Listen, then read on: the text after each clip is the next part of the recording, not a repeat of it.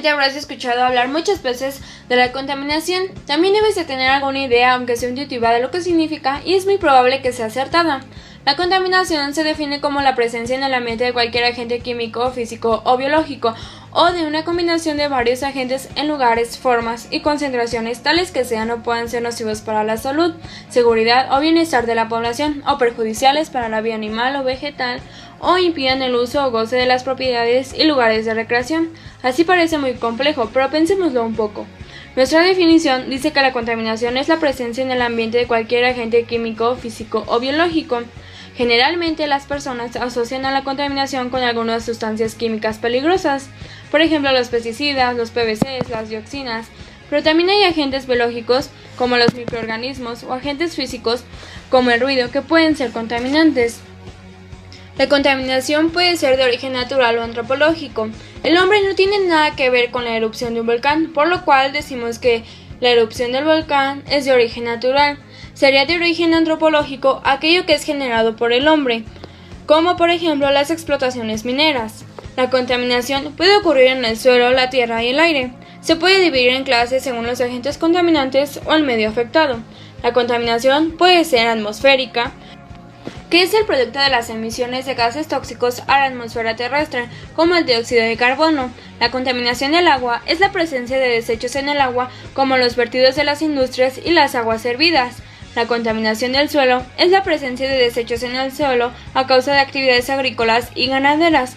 La contaminación sonora es la presencia de altos decibelios en algún lugar determinado. La contaminación química es un compuesto químico que se introduce en el medio. La contaminación radiactiva es la dispersión de materiales radiactivos accidentalmente. La contaminación térmica es la emisión de fluidos a elevada temperatura. La contaminación electromagnética son las radiaciones del espectro electromagnético que son perjudiciales para los seres vivos. La contaminación microbiológica es producida por microorganismos, como la manipulación inadecuada de alimentos.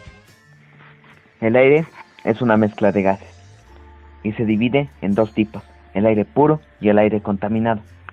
El aire puro lo compone el oxígeno, que es indispensable para la vida, ya que es necesario para el proceso de respiración de animales y plantas.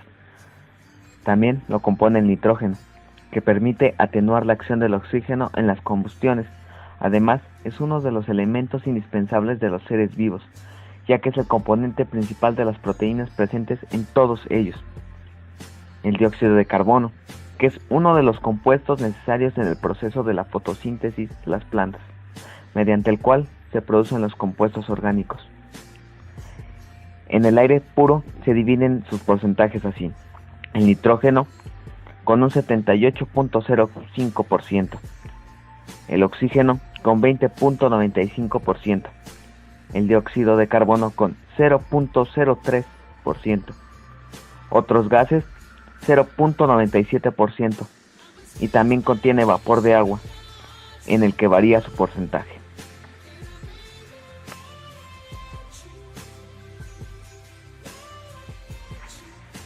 El aire contaminado está compuesto de monóxido de carbono, que es uno de los productos de la combustión incompleta. Es peligroso para las personas y los animales, puesto que se fija en la hemoglobina de la sangre, impidiendo el transporte de oxígeno en el organismo. Además, es inodoro. También está compuesto de dióxido de carbono, al igual que en el puro, de monóxido de nitrógeno, también conocido como óxido de nitrógeno, dióxido de azufre, conocido como óxido de azufre, de metano, que es un gas que se forma cuando la materia orgánica se descompone en condiciones en que hay escasez de oxígeno, en ozono, es un constituyente natural de la atmósfera. Fuentes de contaminación del aire. Las fuentes de contaminación del aire se dividen en dos tipos: naturales y debidas a la actividad humana. Algunos ejemplos de naturales son el polvo, humo, pulverización de agua marina, gases sulfurosos, polen, incendios forestales, etc. Y debidas a la actividad humana, por ejemplo, la combustión, que es la generación de energía y vapores, humos negros, gases o emisiones de vehículos. Por procesos de calentamiento y tueste, como de polvos, humos, gases, procesos de fundición y manufactura de acero o cementos. Por minería y canteras, como el polvo de las extracciones y humos de los vertidos. debido a actividades con olores nocivos, como despojos de animales, sangre seca y preparación de comidas, por procesos químicos, como polvos y humos no tóxicos y tóxicos, y de gases, y una de las más importantes, procesos nucleares o atómicos, entre otras fuentes, las centrales nucleares y o los procesos asociados, junto con basura radiactiva y gases. Óxidos de nitrógeno. Los óxidos de nitrógeno, NOx, son un término que hace referencia a un grupo de gases muy reactivos, tales como el óxido nítrico, NO, y el dióxido de nitrógeno, NO2, que contienen nitrógeno y oxígeno en diferentes proporciones. Muchos de los óxidos de nitrógeno son incoloros e inodoros. Sin embargo, el dióxido de nitrógeno, NO2, un contaminante muy común, forma en el aire junto a las partículas en suspensión una capa entre rojiza y marrón que cubre muchas zonas urbanas. Los óxidos de nitrógeno se forman cuando se quema combustible. Los óxidos de nitrógeno son liberados al aire desde el escape de vehículos motorizados, de la combustión del carbón, petróleo o gas natural, y durante procesos tales como la soldadura al arco, galvanoplastia, grabado de metales y detonación de dinamita. También son producidos comercialmente al hacer reaccionar el ácido nítrico con metales o con celulosa. Los óxidos de nitrógeno son usados en la producción del ácido nítrico, lacas y otros productos químicos. Los óxidos de nitrógeno se usan en combustibles para cohetes, en la nitrificación de productos químicos orgánicos y en la manufactura de explosivos. En la atmósfera, los óxidos de nitrógeno pueden contribuir a la formación de ozono fotoquímico, que son el smog o niebla contaminante, y tener consecuencias para la salud. También contribuye al calentamiento global y puede provocar lluvia ácida. El óxido nítrico, NO, es el compuesto de nitrógeno que se emite directamente a la atmósfera con mayor frecuencia. ¿Qué le sucede a los óxidos de nitrógeno cuando entran al medio ambiente? Los óxidos de nitrógeno son degradados rápidamente en la atmósfera al reaccionar con otras sustancias comúnmente presentes en el aire. La reacción del dióxido de nitrógeno con sustancias químicas producidas por la luz solar lleva a la formación de ácido nítrico, el principal constituyente de la lluvia ácida. El dióxido de nitrógeno reacciona con la luz solar, lo cual lleva a la formación de ozono y smog en el aire que respiramos.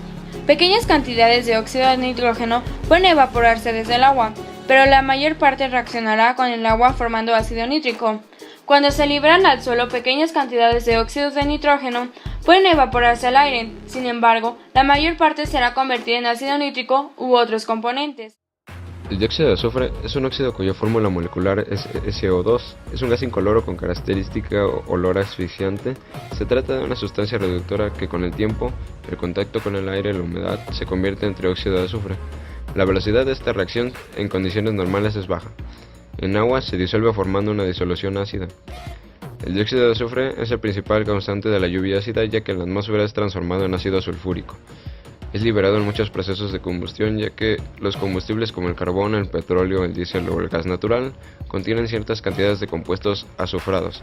Por estas razones, se intentan eliminar estos compuestos antes de su combustión, por ejemplo mediante la hidrosulfuración en los derivados del petróleo o con lavados de gas natural, haciéndolo más dulce. También los procesos metalúrgicos liberan ciertas cantidades de este gas debido a que se emplean frecuentemente los metales en forma de sulfuros. En la naturaleza, el dióxido de azufre se encuentra sobre todo en las proximidades de volcanes y las erupciones pueden liberar cantidades importantes de este gas. Otro elemento que puede ocasionar la contaminación del aire en las ciudades lo constituyen el monóxido de carbono, el dióxido de nitrógeno, el ozono, el plomo y el sulfuro de hidrógeno. El dióxido de azufre se utiliza para fines muy diversos, como agente reductor en metalurgia, como frigorífico en la industria del frío, como desinfectante y como blanqueador. El dióxido de azufre es uno de los compuestos más importantes de la industria química. 98% del SO2 se utiliza para la producción de dióxido de azufre como precursor del ácido sulfúrico. Es un gas irritante y tóxico, afecta sobre todo las mucosidades y los pulmones provocando ataques de tos. Si bien este es absorbido principalmente por el sistema nasal, la exposición de altas concentraciones por cortos periodos de tiempo pueden irritar el tracto respiratorio, causar bronquitis y congestionar los conductos bronquiales de los asmáticos. Los óxidos de azufre producen necrosis en las plantas en función de la dosis, alteración en los contenidos de azúcares y proteínas y pérdida de productividad. Causan irritaciones oculares y respiratorias en los animales a dosis elevadas. Más efecto parecen tener los sulfatos secundarios. Sin embargo, el principal efecto viene dado por las reacciones que originan produciendo ácido sulfúrico disuelto y dando origen principalmente a la lluvia ácida, que es la deposición húmeda de ácidos, pero al mismo tiempo también existe la deposición ácida seca. Los gases que causan la contaminación son los óxidos de carbono, que son dos, el monóxido de carbono y el dióxido de carbono. También el óxido de azufre, el óxido de nitrógeno, y otros gases que causan la contaminación son los hidrocarburos. Hidrocarburos. Los hidrocarburos son compuestos de carbono e hidrógeno que, atendiendo a la naturaleza de los enlaces, se clasifican en tres tipos. Alcanos. El carbono se enlaza mediante orbitales híbridos sp3, formando 4 enlaces simples en disposición tetraédrica. Propiedades físicas. Las temperaturas de fusión y ebullición aumentan con el número de carbonos y son mayores para los compuestos lineales, pues pueden compactarse más aumentando las fuerzas intermoleculares. Son menos densos que el agua y solubles en disolventes apolares. Propiedades químicas. Son bastante inertes debido a la elevada estabilidad en los enlaces carbono-carbono y carbono-hidrógeno, y también a su baja polaridad. No se ven afectados por ácidos o bases fuertes ni por oxidantes como el permanganato. Sin embargo, la combustión es muy exotérmica, aunque tiene una elevada energía de activación. Obtención de alcanos. La fuente más importante es el petróleo y el uso principal, la obtención de energía mediante combustión. Alquenos. Los alquenos contienen enlaces dobles carbono-carbono. El carbono del doble enlace tiene una hibridación sp2 y estructura trigonal plana. El doble enlace consta de un enlace sigma y otro pi. Propiedades físicas. Las temperaturas de fusión son inferiores a las de los alcanos con igual número de carbonos, puesto que la rigidez del doble enlace impide un empaquetamiento compacto. Propiedades químicas. Las reacciones más características de los alquenos son las de adición. Entre ellas destacan la hidrogenación, halogenación, hidrohalogenación y la hidratación. Otra característica química importante son las reacciones de polimerización. Mediante ellas se puede obtener una gran variedad de plásticos como el polietileno, el poliestireno, el teflón, el plexiglas, etc. Obtención de alquenos. Se basa en reacciones de eliminación inversas a las de adición. Entre ellas destacan la deshidrogenación, la deshalogenación, la deshidrohalogenación y la deshidratación.